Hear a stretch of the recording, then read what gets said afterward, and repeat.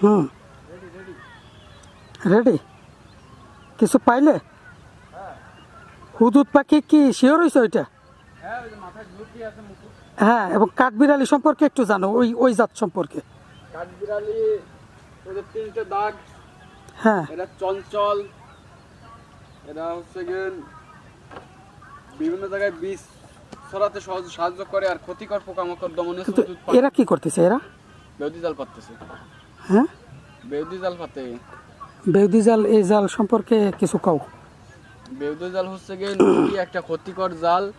এই জালে মাছের চারা মাছ থেকে শুরু করে বড় মাছ পর্যন্ত সব মাছই প্রচুর পরিমাণে বাইরে যায় এবং মাছের যাত্রাপথে বাধা সৃষ্টি করে, নদীর যাত্রাপথের বাধা সৃষ্টি করে। নদীর যে স্বাভাবিক স্রোত আছে এই জালে এটা কি একদম ওই মাথা থেকে এই মাথা পুরোটা আটকায় দেয়? ওই নৌকোটা ঠিক যতখানি আরে না, তার 3 গুণ, তার 3 গুণ হচ্ছে গিয়ে নি জালটা আরে মেলা ধরেছে। আর পিছন আছে, জালের পিছন আছে এই যে টপ।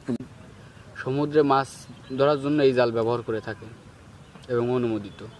তবে আমাদের নদী খালের জন্য এটা অনুমোদিত জাল না। ও, নদী খেলার জন্য অনুমোদিত না। হুম, আর এই জাল নদীর স্বাভাবিক জলের ধারাকে ব্যাহত করে। তার কারণ? হুম, কারণ এই যে কত বড় জাল, এই জালে কত স্রোত বাঁধে বলেন তো। হুম, এই জায়গা পলি জমা হয়ে যায় না, যে জায়গা স্রোত জমে সেই জায়গা তো স্বাভাবিকভাবেই পলি জমা হবে। হুম, পলি জমা হয়ে নদী ভরাট হবে, অন্য জায়গায় নদী ভাঙন সৃষ্টি হবে। হুম। এটা আর মাছের কি কি ক্ষতি হয়?